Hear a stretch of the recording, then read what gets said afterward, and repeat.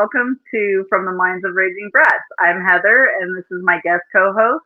Hey, I'm Brittany, back for round two with Roots and Blooms. I'm excited to be here. It's a really great time having you here while Ashley is um, taking care of personal business. I am excited that she will be back for at least one episode here in the very near future.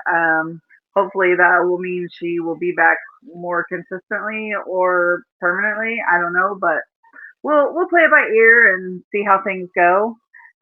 Today, though, I'm just really excited to be talking about this topic with you because women's reproductive health is such a huge thing for me, especially now at my age, going through perimenopause, headed into menopause. I've already gone through all the pregnancy and the weird teenage hormones and all of that fun stuff that you still have to go through, but now that I'm getting closer to end of life, I'm realizing it's a conversation that needs to be talked about more. For sure, and definitely between both sides, right? Like, I can definitely learn some things for sure. Yeah, it's definitely something none of us will escape as women. um, yeah, see, and it's like I'm in that moment of, I had to make, that life decision of like, all right, I'm in it now with my kids. We're in it. Yeah, I think that probably is maybe where the conversation should kind of start. Like as a young woman, like when you start having your period and realize what all that entails, and then it's like you have depending on when you start your period, a lot of the women in my family, we started real young, like around 10. So that gave us quite a few years. But, it gives you a few years to think about, is that something I want? Do I want to have kids? Do I want to bring another life into this universe that I am fully responsible for? And I may or may not have a co-parent involved. Um, and the lack of information that women get as young girls just to start out that conversation on an informed level is really disparaging. For sure. I can like think of times like growing up where did I ever even have those conversations? I don't really remember having those conversations in my household. Like everything I've learned is just like from everything I had learned up until I became an adult was pretty much from things I saw around me. I never was like fully educated on any of the things, like what my rights were, what I was able to do with my body as far as like making a choice. Like I had no idea what like my period was when I got it. My best friend actually like had to show me how to, use feminine products and like walk me through it because nobody taught me that. Like, I've been on my own since I was 14. So by the time that I had hit that age, for me, it was later and it literally, I had no idea. Like, I was like, I had all this trauma based around like sexual things, but like, I never knew anything about reproductive, like, health or anything like that. I do now. I guess I am lucky being part of Gen X because that was something that was very included in starting in elementary school. I think I was in like third or fourth grade when we started in health, talking about reproductive health, learning how to use condoms, learning the difference between pads and tampons and what they were for and how you're supposed to use them.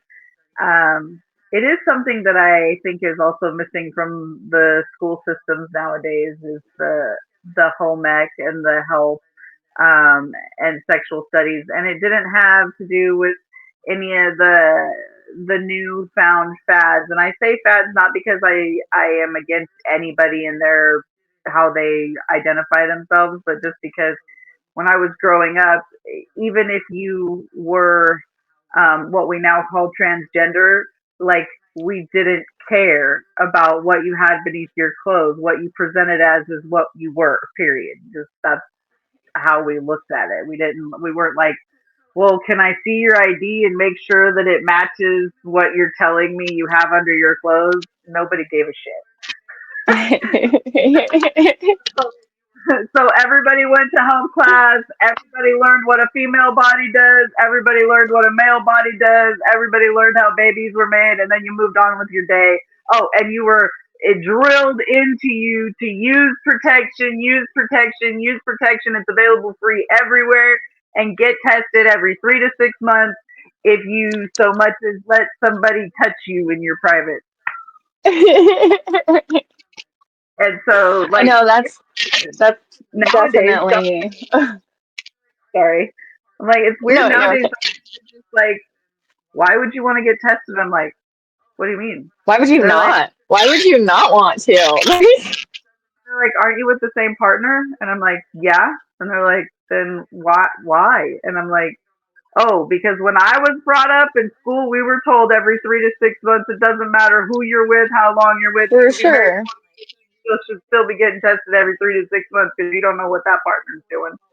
For sure, or not even that, but there are some things that can lay dormant for so long, and depending on like who you've been with and your partner's been with, these things can remain dormant. So it's helpful to get tested every 3 to 6 months, no matter what, because you just never know. Something could just pop up, and it's good for your health, people, to go get tested. Like, don't you want to know how you're doing? Like, that I think that's just part of self-care in general. You should be getting your physicals done. You should be getting your blood work done 6 months. Well, and I know a lot of people get embarrassed, but if you're embarrassed, find a different doctor that you're not embarrassed with. Because, like, For with sure. my doctor, I'm so not embarrassed. Like, when I went in and asked her about that, and she was weird out, and then she was like, oh, who are you sleeping with? And for a while, I was sleeping with somebody that she would not be inclined for me to sleep with. A very short time, but still, she was like, excuse you, do you think that's good for you? And I'm like, well, no, but I had some physical needs and I didn't want to go out and about and I just wanted a temporary fix. And she's like, and then the other day, like, you're with the same partner, right? And I'm like, yeah. She goes, not the one that I harassed you about, right? And I'm like, no, not that one. And she's like, all right, so we're on the same page. That's Thanks how for caring, Doc. Thanks for doctor. having my back. And if you're not that comfortable with your doctor, find a new one. Keep looking. For sure. For sure. That's like when I was going through all of my stuff a few years ago, my doctor and my therapist were the only ones that I could go to get the help that I needed to like get out of the situation I was in and everything. And I had to just be completely forthcoming and honest and transparent about like what I needed. And it like hit a point where like now I go in there and it's like they know my whole life story. You're my bestie. Like I've been with my doctor, the same doctor for almost 6 years now. Like they're my besties. And that's honestly how it should be because, like, they're the Like person that's going to walk with you in your health journey, and your health journey is not always just physical. And for so, if sure. you bring all of your layers and just be like, this is the vomit, it's me that, that I've collected over the years and thrown together, here you go. And they're not like, okay, let's sort through the pile of vomit together. For sure. We're sitting together in this one. And that's who your provider should be. There should be no bias opinion like towards you as a person. And if there is, definitely get yourself a new doctor. Like you got to advocate for yourself, and that's a big thing too, it's like being able to advocate for yourself. And if you can't, having a healthcare system that can help you advocate for yourself. Definitely need to be able to advocate for yourself, but your provider should definitely be somebody that is catching the parts that you miss, that's asking the more probing questions that you might not think to ask yourself before you go to the doctors. And more importantly, your doctor should not feel so ego-centered that when you bring something they don't know to them, that your doctor isn't willing to look at you and go, I don't know, but I'll learn and I will get back to you as soon as I figure it out. For sure, 100%. And it's like, and if you haven't that like been in that place, it's like you just know you're not alone. Like we have all been in that position at one point or another, you know. Like, and especially as a woman, we've been in that position probably more times than not. Like, I remember being pregnant and my doctors constantly gave me attitude and harassment. Like my first OB was really good. But I'm sure you, as you well know, when you get an OB in an office and you're pregnant, then you might see that OB two, maybe three times during pregnancy. For the most part, you see whatever doctor's available the day of your appointment or whatever midwife is available for the day of your appointment. Up same with to if and you go include, into labor. If you go into yeah, labor, don't I expect was, your doctor to be there. It's either they're not going to be or they will be. yeah, that's what I was going to say is that also including labor, usually it's whoever's available. And that seems really uncomfortable because, like, when I call my doctor's office to set up an appointment, that's my medical doctor, my primary care that I have to see a lot more often than the OB. And I call them, they're like, if they're not available, do you want to schedule with somebody else temporarily, or do you want us to put you on their schedule when they have the availability? They're not like, oh, well, you have to come in on this date, so it's just random. I would think that during pregnancy they would want to be more walking hand in hand with you versus throwing you to a community pool. Like that's a good way to miss major things in pregnancy, I feel like. No, 100%. Well, and it's like, there's not a lot of funding in OB and birth centers and things like that. Like there are so many counties in our country that are basically maternity care deserts, and like there's nothing there. They have no actual, it's just like a little town doctor, been there 35, 40 years running this little place, and they have to drive, 50, 60, 70, 80 miles.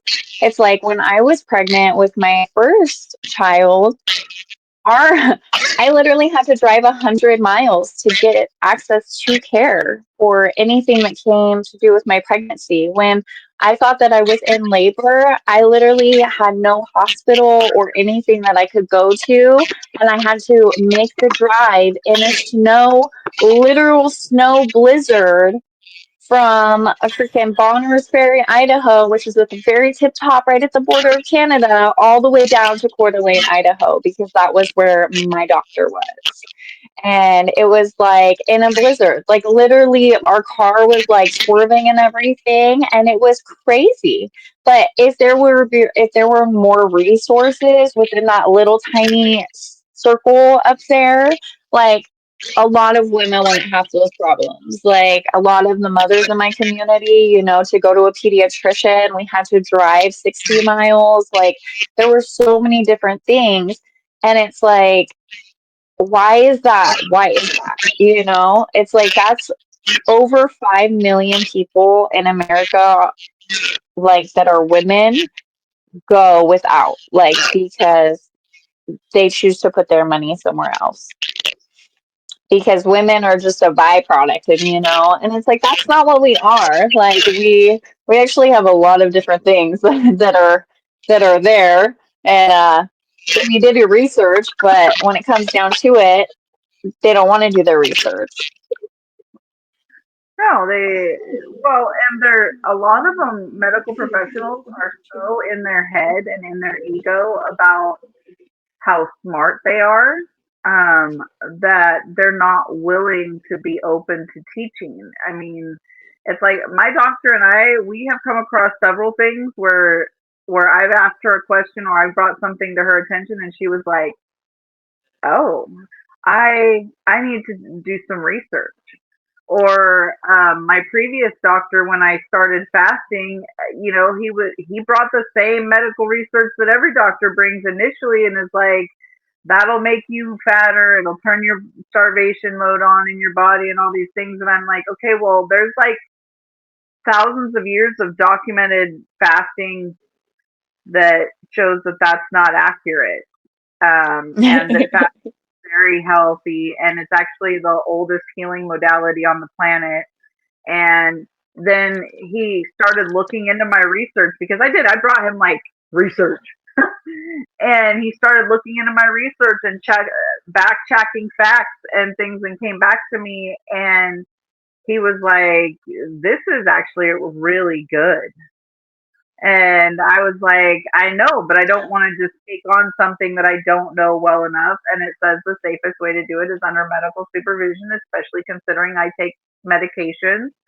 And lots of medications are not um, compatible with water only fasting, which is what I was aiming for and did eventually.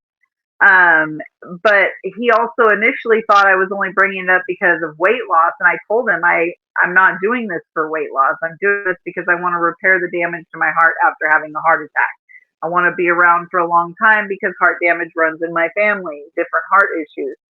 So, having had a heart attack at 35, I don't want that to be the end of my story, because when I could have prevented it just by 7 days of water only fasting. For sure.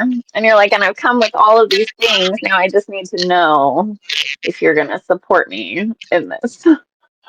And he did. And after that, because his specialty was in diabetes, after that, he did the research and found out that people with type 2 diabetes, actually, with medical supervision, can um, repair their bodies enough to where they are no longer insulin resistant, meaning they are no longer type 2 diabetic. Nice. And he was he was like, for Win. the older population, this isn't great, but for my younger diabetic population, this is fantastic. This is great news, because anybody can do this. And Like, you're like, I'm glad we could learn something together here. yeah, but in that moment, I was just like, this is the teachings that you're being taught in medical school, but me, somebody that has no medical background at all, other than the translating for medical clinics, um, is bringing you all this research that I found, not just scientifically, but religiously. And like, I can pull many sources throughout history. And he was just like, I can't even believe this. Like, this is, how did I not know this?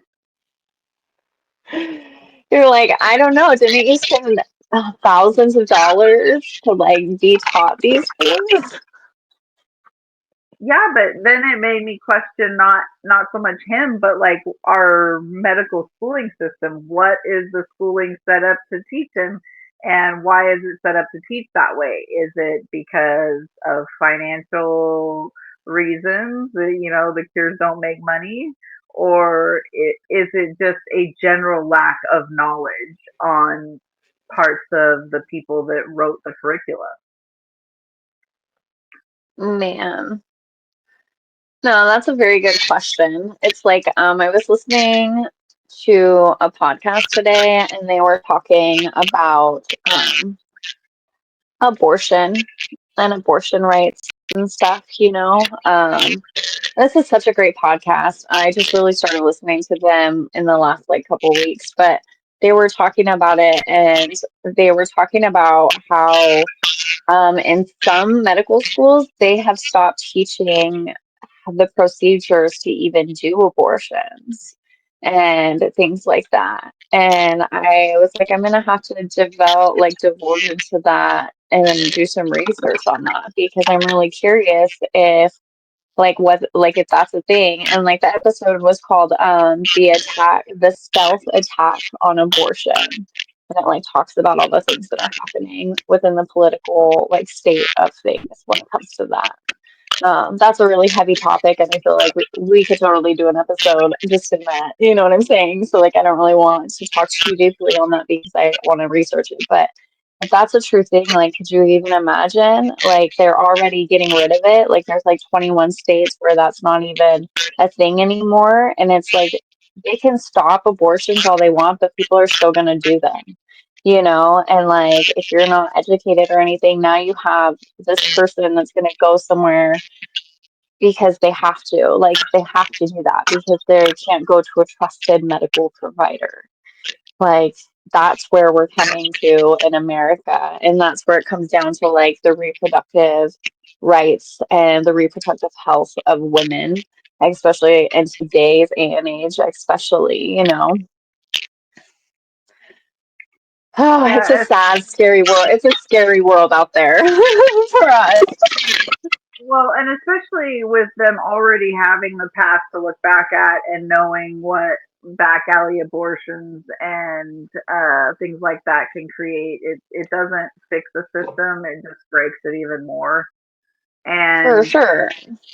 I have no doubt that states where abortion is banned, like Texas and stuff, have removed abortion from their teaching practices because it would be against the law right now. Recommending a physician recommending you to have an abortion out of state can get them their license pulled in Texas. So why I know would Idaho is trying to put in a new clause so people can't go across state lines to have an abortion. And I'm like, how do you think that that is going to affect people? Like, let's think about that for real. How's that going to affect your state in general? And then how's that going to affect your people? they're going to end up leaving the state to have their pregnancy test just to find out so that they can't get caught on the technicality. They were like, well, I found For out of sure. state, had the abortion out of state, then came home. Yeah. What? That's like, I'm like, yo, in case anybody ever needs a house, I'll take you. I that's a really complicated because I used to translate for abortion clinics in North Carolina. And at the time, abortions were allowed up to 4 months in the clinic I was in, but 5.5 months in the state. Um, and I will just say that this part is going to be intensely graphic, so trigger warning. Um, but personally, I'm going to be very clear on why I personally can never have an abortion. I don't care what anybody else's choice is, that's totally you. And I respect it. Like I said, I used to translate for it. But after being a translator on a woman that was 4.5 months pregnant, they have at that point they have to use an ultrasound while they do the abortion to make sure they get everything. And the very first time I saw a fetus run from the vacuum in the womb trying to get away, I fainted. And at that point, my personal beliefs aside, I can't. Like anything after Man. anything after 10 weeks when there's a heartbeat, I just can't. Because now that I know that those fetuses have consciousness as soon as they have a heartbeat, I can't. But that is my personal belief. That does not change that I believe every woman has the right to choose for themselves. Period. Man, I couldn't even imagine seeing that on the sonogram machine. You know what I mean? Like, I couldn't even, let's just take a pause, everybody, for that. Just like, I couldn't imagine seeing that on the sonogram. Because we hear about it, you know, like we hear about it and stuff, but like if you haven't physically like seen it with your own eyes, you know, it's that questionable Yeah. mess. That makes my And I heart don't drop. and I don't say it because I want people to go, "Oh, that should be my choice too." Absolutely not. No. I'm just explaining why my heart, my mama's heart won't allow me to do that.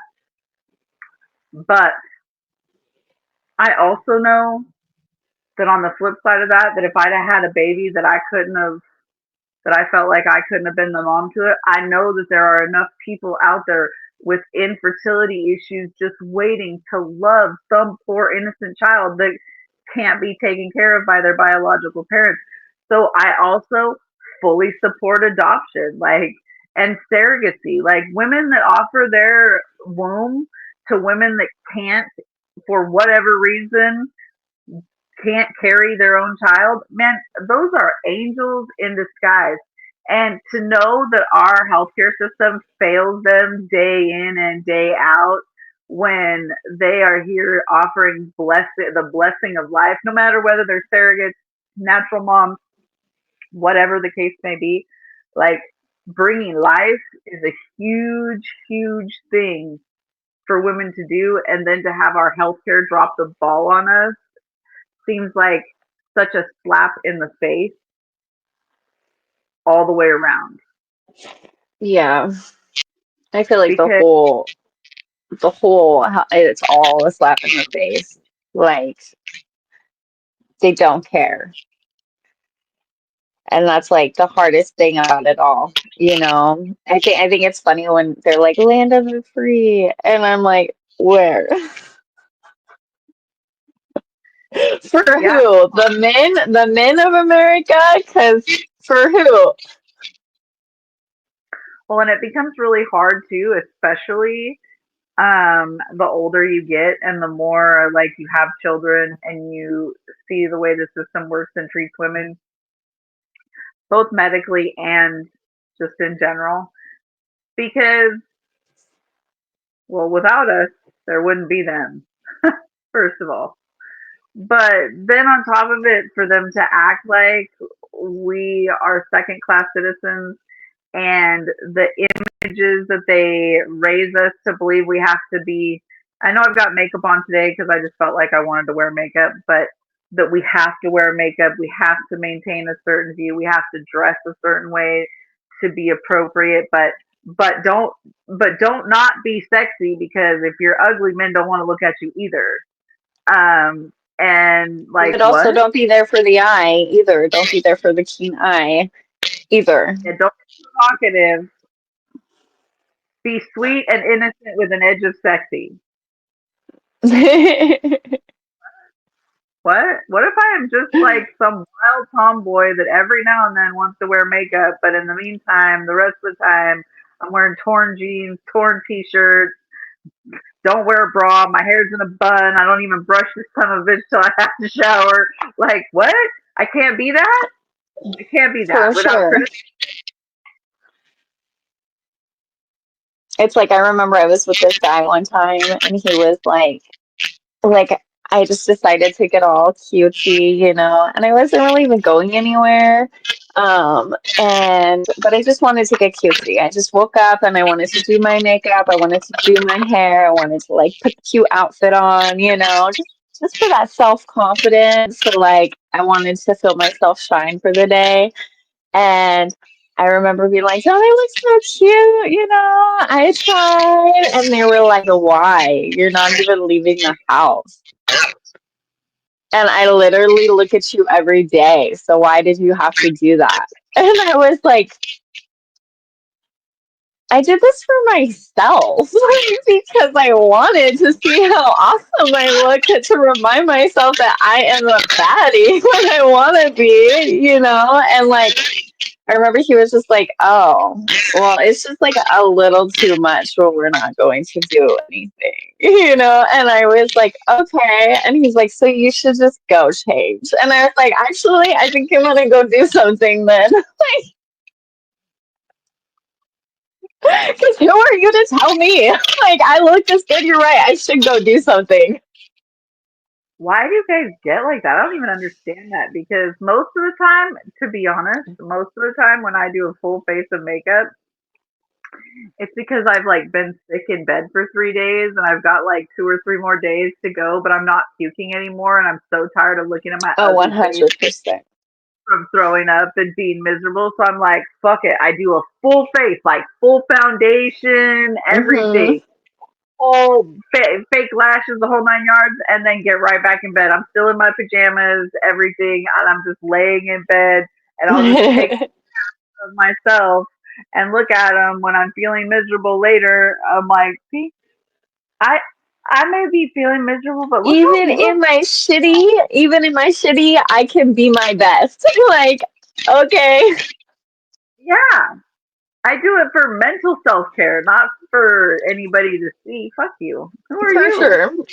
For sure. I mean, granted, that person was always trying to destroy my confidence, so like I shouldn't. But that's why we choose people that don't destroy our confidence anymore. We are healing. We are choosing good people. That obviously was not a good person. So that was Well, and along the same lines, but in medical care, when I was pregnant with my youngest, now I was still very skinny. I have pictures. I was still very skinny, just a big old basketball in the front of me. But I was putting on weight. Um, they thought the baby was bigger than he was, and I had more amniotic fluid than normal, and there was a lot of reasons. But anyways, I was putting on more weight than what they claim is normal. I was like 5 pounds over or some shit. It was something stupid. But this doctor, male doctor, walked in and looked at me and he goes, "You need to lose that weight right now and get within range, or you're going to be fat for the rest of your life." oh my gosh. I was What? devastated. Devastated. He ended up not being my doctor after that day, which For sure. I don't blame you. I would definitely would not be keeping him on deck either. Come on now. but when I gave birth and 3 days later I was the size I am now, I was 10 times more devastated because I was, see, I was going to be fat for the rest of my life and I'm fat for the rest of my life.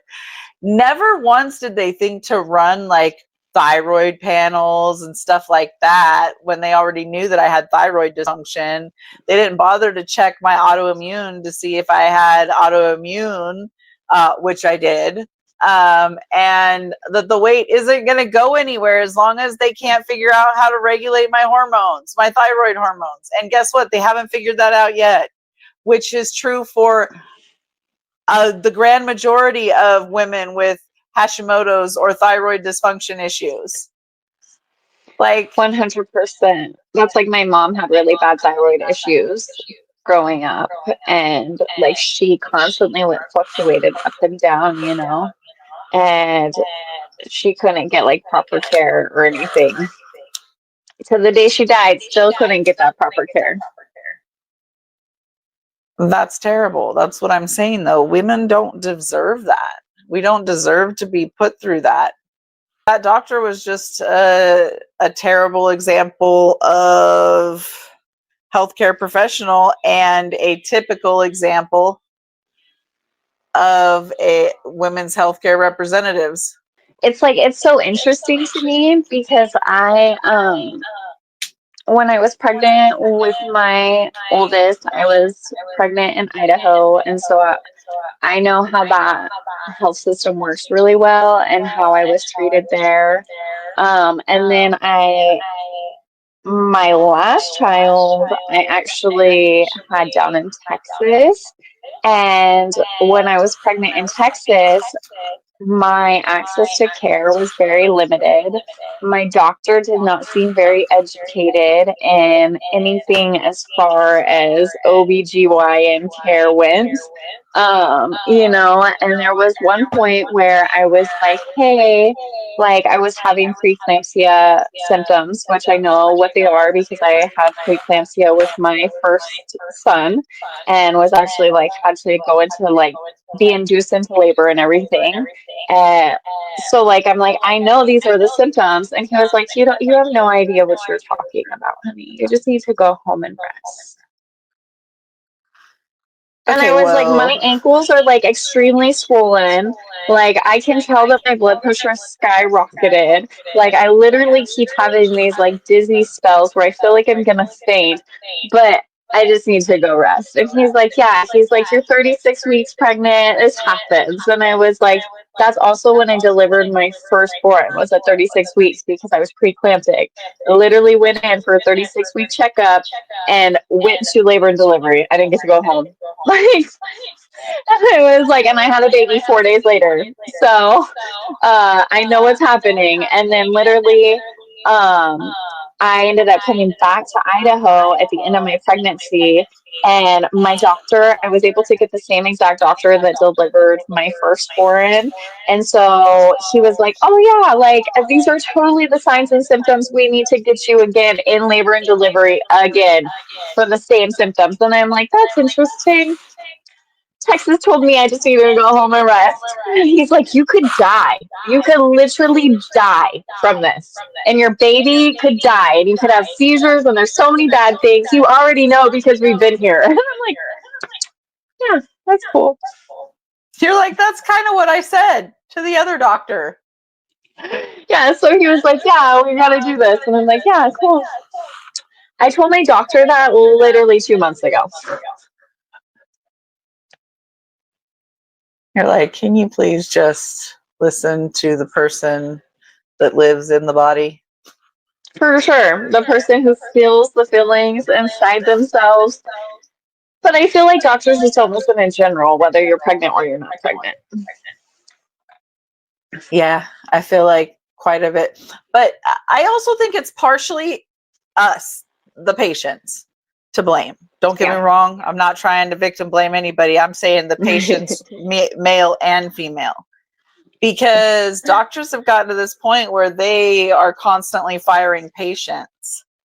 And patients are afraid to say anything to their doctors for fear of loss of care, where it should be the doctors that are afraid of getting fired and the patients that are making very clear demands about their care. Yeah, I 100% agree. Yeah, across the whole map, because it's like, yo, at the end of the day, like, you work for us. Not the other way. You provide a service, and I am the consumer of your service. Therefore, I get to decide. Yeah, but you know, it comes to body autonomy. Yeah, and they think I'm my own healthcare advocate, and you are my advisor. You're my expert advisor. You know, like how attorneys bring in expert advisors to help with their case, but they don't run the case. I'm still the fucking attorney. This is my case, my body. You're the advisor. Advise me, but also listen to what I'm telling you. Yes. I know it's like when I chose to get my tubes tied, so that's where I'm at in my life. And it's like when I made that decision, it wasn't lightly. Like it was something that I definitely put a lot of thought in and everything. Like I had wanted to get my tubes tied right after my first child. I wanted to get my tubes tied, and my doctor was like, "No, that's not gonna happen. Your husband said no." And I'm like, "What?"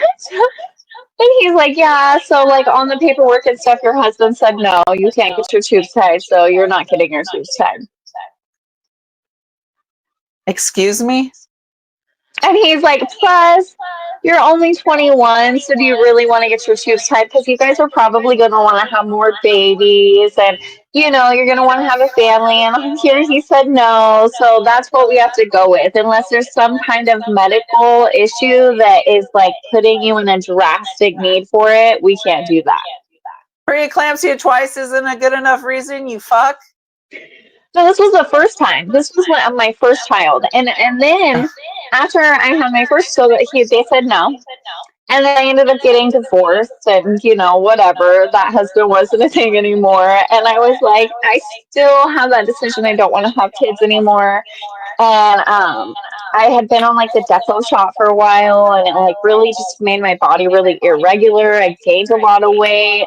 I was like 180 pounds. Like my periods were non-existent and everything. And I was like, no. And so then I got off of that, and my doctor was like, you can try birth control, you can do this. And I'm like, I really just want to get my tubes tied. Like, that's what I want to do. And they were like, no. And then I ended up getting with somebody else, and then I ended up having a miscarriage. And I was like, okay, like my body can't handle this. I want to get my tubes tied. And they're like, no. And then I got pregnant one more time, and I wanted to keep the baby because I was like at a hopeful point in my life where I was like, okay, yeah, sounds great. And then I also ended up being in a very abusive relationship at that point in my life. And some awful, horrible things happened. We're not going to get into the trigger warnings. Um, but the biggest trigger warning on this is at 6 months, I ended up having to birth my child and give birth to a stillborn baby and hold my baby in my arms and literally just sob and just tell my doctor, like, I told you my body couldn't do this anymore. Like, and they still, even after that, said no. Like, no. And I literally tried and tried and tried and advocated and advocated and advocated for myself. And at the end of the day, I was only 24, and so I wasn't allowed to have that body autonomy over myself. Because if you're under the age of 30, you're still in childbearing highs, and they want you to have babies. And so I have my rainbow child, which is my youngest. And I finally, after I had him, I was like, no, not doing it. Like, I'm over the age of 27 at this point, and I am not doing this anymore. Like, yeah. And so my doctor was like, I hear you. And I'm like, you do now? You hear me now? You hear me now? You hear my body now? Thanks. Like, but it took so long. Like, I had my oldest at 20, and I literally had my last child at 27. So, like, in that time span, I had to go through so many different trials and tribulations before my doctor and my medical care team was like, okay, we'll grant your wish this time. I feel you on that because my reproductive history has been pretty terrible. I've had 20 miscarriages and 4 live births. Oh my And God. when I was pregnant with my third, I wanted my tubes tied. I wanted them to take my uterus and just leave my ovaries, so that there was no possibility, but it wouldn't throw me into menopause. I was like, just take everything but the ovaries, and they would not. They put me through all these hormonal studies and whatnots and trials, medical trials and stuff, because I was in North Carolina where they had a teaching school, trying to figure out why I miscarried so much. And at the end of it, they were just like, we don't know. We don't know. But no, we're not going to fix you. You're still really young, because I was 22. I had 3 kids by the time I was 22, and they would not fix me. And that's the problem right there. It's like, how many children, how many bad things do we have to put our body through before you finally listen to what we're saying to you? Well, and Like, pregnancy come was the on. worst time for me. Like, it was never a fun, like, some women, they're like, I love being pregnant. I glow. I I'm don't just so understand happy. those women. I don't understand those women. I don't, because I'm miserable. I'm in pain. I have severe nausea the whole first trimester, and then usually the last trimester, which doesn't even fucking make sense to me. I get a 3-month break in the middle, and that's it. Like, what? And during those 3 months, I have like severe Braxton Hicks that are like having labor every other day. Oh, the Braxton Hicks are like, oh, those were the worst. And I also had the worst sickness with my boys. Like, I just knew my body does not do well with pregnancy. No. Mine either. And I feel like that's probably more of the norm. that most people struggle through pregnancy, that it is miserable. I feel like that is so not talked about in today's day and age, that pregnancy for most women is just the most miserable time. And then as you get bigger in pregnancy, when you can't do things, normal things for yourself, like tie your freaking shoes, it drives you crazy, because you're like, what? 3 days ago I was tying these shoes. What do you mean? Or what about not being able to shave anymore? Oh God. Or the worst part of the last trimester for me is the minute that my bottom feels me touch a seat, like to sit down, my uterus says, you must pee right now. And then I get up and I go to the bathroom, and if I'm lucky, I get one drop, and I sit there for like a little bit until I get some actual pee, and then I pee, and then I get up, and as soon as I walk and my butt touches the seat, you must pee. And I'm like, can you leave me alone? 5 seconds. We both know you don't have to pee. Listen, I still have that bladder after having children, so that's the worst part, is the fact that it sticks around after you have children. Years later. I didn't have that afterwards, but boy, let me tell you, the older you get, when that incontinence hits, when your oldest hits about 18, and then just out of nowhere, you're like laughing or talking, or you cough, and then you just fully piss yourself. You're like, wait, what the fuck? What just happened? And I thought that it was just like a me thing, but then talking to women my age, like all the women that I know, when their kid, even if they were like 10 years older than me or 5 years younger than me, when their oldest kid hit 18, bladder, done. I'm like, okay, so it's like we get 18 years from the first one, and then the bladder says, now it's time for some severe exercises and PT, or you can go fuck yourself, and maybe some surgery, bitch. I'm like, what? Well, like I said, I definitely have a bladder, mom bladder. I just call it mom bladder because I literally just have that, like, yeah, I have to go. And then, yeah, like you said, I'll sneeze. And I'm like, oh, I tinkled a little, I think. I gotta go to the bathroom now. I gotta be back. Yeah, the first time I hit a concentrate, I coughed and peed my entire couch cushion through. Oh no. And my nephew took pictures and immediately posted them to Facebook and tagged me. Oh, so the whole world could no. know I peed all over my couch. And from that point on, any embarrassment that I may or may not have had was pretty much toast. And then as I got older, it's like people are like, oh, you wear incontinence pads? Yes, because I much prefer wearing a pad than pissing myself every time I move weird. And having to change all the time. Yeah.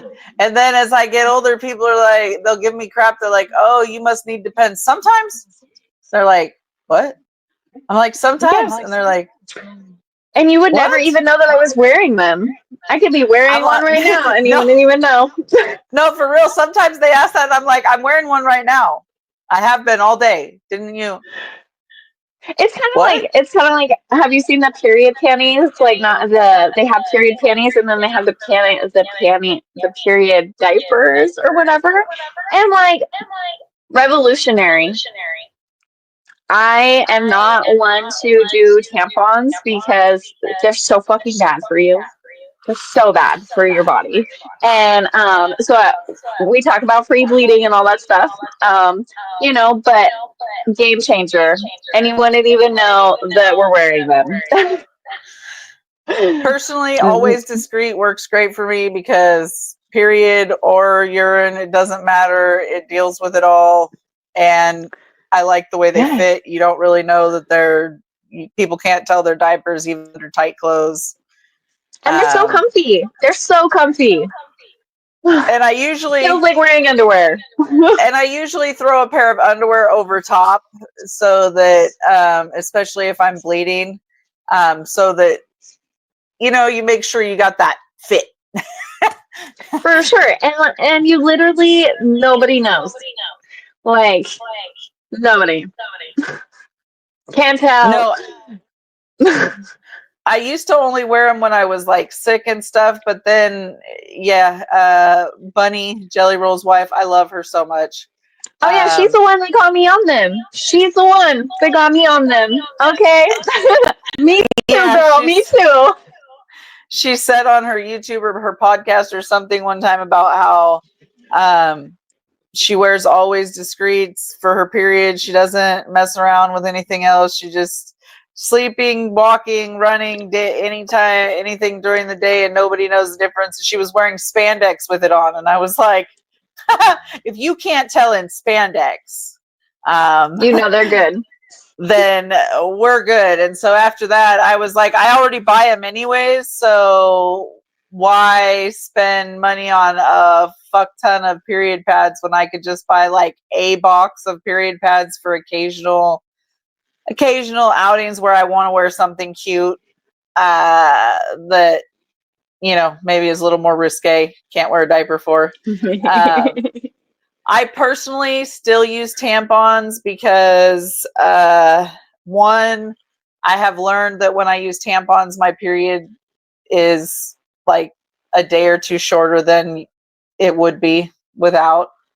But also because at night I don't, but during the day I can't stand the feeling of just, because I have a lot of clots, that chunky feeling of clots sliding out of me just grosses me out. And that's why I don't do tampons, because like I've just read so many things on how bad it is for you if you don't get that shit out of your body. And I'm not. I get it out. I just don't like it all day coming out of me. When I go to change my tampon, I will sit, and because the tampon has like kept them like piled up, when I pull it out, it's almost like a drain plug, so everything just empties in the toilet at once, instead of me feeling like one at a time slowly slide out of me. Just creeps me out. I'm sorry, it really creeps me out.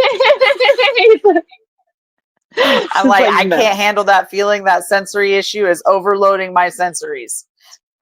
And that's like the one thing I hate about being a girl. Let's just be real here. 4 to 7 days out of the month, I absolutely hate being a female. Yeah, I will say that when it comes to the reproductive system, I am a tiny bit jealous of my dog. Like once, maybe twice a year, she's fertile. And the rest of the time, there's no bleeding. She's only fertile when she's bleeding. Like, honestly, if women had some stuff like that going on, our partners would probably not be, women probably wouldn't have so many terrible partners, because it would take a real man to want to like lay with you only when you're bleeding to get pregnant. Like, man, but I mean, just think back in like Roman days and stuff, like they followed that stuff with the moon and everything, and they only laid with their wives to get them pregnant. So this has been going on for a very long time, like a very long time, where men are like, this is what you're for, and it's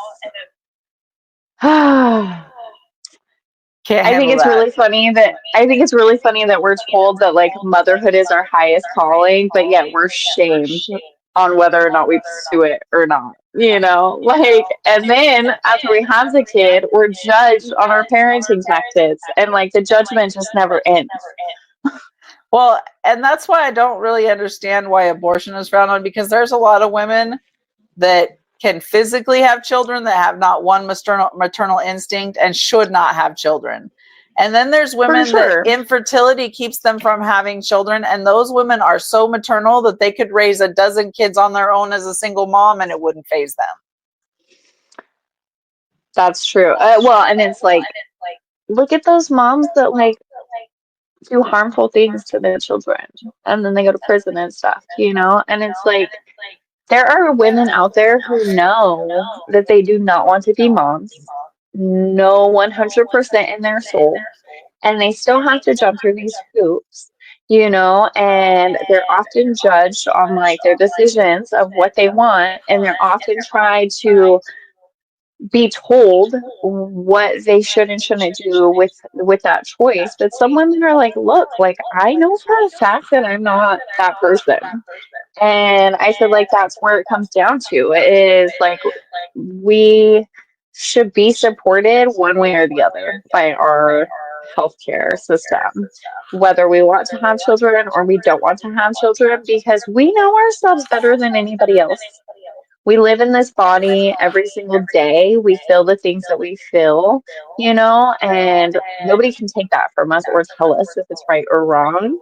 And a lot of the doctors, not all, just some, we're not going to say all, like I actually chose to get a nurse practitioner versus a doctor because she's very open and she listens without judgment, and she's been great for like my life and who I am as a person versus a doctor, and I don't know what that is, but that's just how that goes. And so, if you do feel like you are being attacked, or being ashamed or like shamed for the choices that you're making, like, and you feel like it's hard to advocate for yourself, I'm really sorry. I have been there. I'm sure Heather has been there. Like, it's definitely not. It's not. It's almost powerless when your healthcare providers don't validate what you're going through, and it's not talked about enough. Well, and honestly, like there's several points that I hadn't gotten to, but I want to make sure that are included. That many procedures for women's nowadays, like cervical checks, membrane sweeps, inductions, they're not explained to the patient. They go into it not knowing what's happening. It's just happening to them. And then oftentimes it is traumatizing and they have no idea how they're supposed to cope with it because it's a medical procedure and the doctor told them, and now they're here and they don't know what to do with this. And oftentimes it will come with complications, but the doctors will act like complications weren't part of the process. And so you're just a little bit crazy. But really, women understand our bodies typically better than the average person because we grow life, because we typically are responsible for more than one being, either as a mother or as a sibling or as a caretaker. Like, women are often thrown into those roles even if they don't belong. When it comes to medications and birth control and birth traumas, like, they do not treat birth control like it is a part of the healthcare system. They act like it's a personal choice and oftentimes make you feel attacked for choosing it. When it comes to birthing, oftentimes women are given Pitocin when they don't need it, which it may be a synthesized hormone, and some women may need it, but they should have they should be informed on what it is, what it's doing to their body, what the possibilities are for the future, and then make that choice as an informed patient, not as a scared patient that's just doing what they're told. Oftentimes unnecessary C-sections are done because they didn't listen to the woman from the get-go and they didn't take her concerns and value them, which is the overall underlying theme in women's healthcare these days, is that we are not listened to, we are not heard, and we are not seen, which is a problem when you are treating our personal health. I think that also, even though it is a very big topic in today's day and age, racism and racial and financial inequality often plays a role in women's healthcare as well. If you come from a poor community, or if you are a person of color, oftentimes doctors do not take your concerns seriously, or they brush you off entirely, which is completely inappropriate. It's like, did you actually know? I saw a statistic that said that um, people of color are 3 to 4 times more likely to die from pregnancy-related causes and issues due to doctors not listening to them. And it's due to them being low income, due to them being on Medicaid and things like that. And then it's like low income families and families that are on Medicaid, their access is actually even more restricted than those that are on regular health insurance, I guess you'd say. And there's a lot of things that actually aren't even covered underneath that, as far as birth things go. And then you're going to get this huge bill, and you're going to be under this PTSD from having this baby and being rushed in and not being told. And you don't get any aftercare whatsoever for your mental, for your physical, for your emotional, nothing, and it's definitely not something that's talked about enough. Access to care shouldn't depend on your race, your zip code, your income. That's not healthcare, it's injustice. And yet we still have several countries like South Sudan and Chad, Nigeria, Central African Republic, Sierra Leone, and other countries with very high maternal mortality rates because they're dying in childbirth because of lack of care, and the children are dying along with them. There are other countries in the world that are advanced in their maternal care, such as Sweden, Norway, New Zealand, Australia, Netherlands, France. Their maternal mortality rates are lower, but even they say that while they're the more advanced globally, they are by no means at the right level where it comes to women's healthcare. Everywhere around the world, globally, it is affected. And much like the conversation about jobs and fair wages, our healthcare should be coming before that. While as a woman, yes, I want equality in the workplace and things like that, I also understand from a very human perspective that it should be based on the person and their qualifications, not the sex that they are. Because there are a lot of jobs as a female that I just would not be qualified to do physically versus a man. But that's not to say another woman that works out and is a bodybuilder couldn't do that job and enjoys it just as much as her male counterpart. But it is an important conversation that start happening, that women's health care be an important an important topic of conversation in today's day and age, because we are getting left behind, and because of that, women are dying. And whether you're pro-abortion, against abortion, you are pro-women's rights or against it, you should be pro-human health care. And women are 51% of that. So I think it's a conversation that we should continue into next episode, because we're running out of time, but we still have the whole other spectrum, which is where I'm at right now, which is perimenopause and menopause. So hopefully you guys will tune in next week for part 2. And, I'm really glad that I'm having these conversations with you, Brittany, because they're really needing to be a part of today's community, and they need to be brought to light more. I love the whole let's support women. I'm definitely a woman's woman when it comes to that. I am very supportive of other women. I don't compete with other women. I don't view them as competition. But while we're having that conversation, maybe we can start drawing more people into the conversation of human health care. And especially women's healthcare, which is so far behind the ball right now? I definitely agree. These are conversations that need to be had, and I am so glad that we have been able to hold space for this conversation. It's a topic that I hold very near and dear to my heart, especially being a female, right? Um, Definitely a girl's girl, and I want my girls to be their healthy best self. And that starts with being able to show up for ourselves, right? That's like my biggest thing is showing up for ourselves. And the first way to do that is to be able to advocate for yourself and for us to be able to take back the power that we have. And, try to continue on just pushing forward with our rights in healthcare, but not just ours, everybody's. We all deserve to have a better healthcare system at the end of the day. But it's keep choosing you.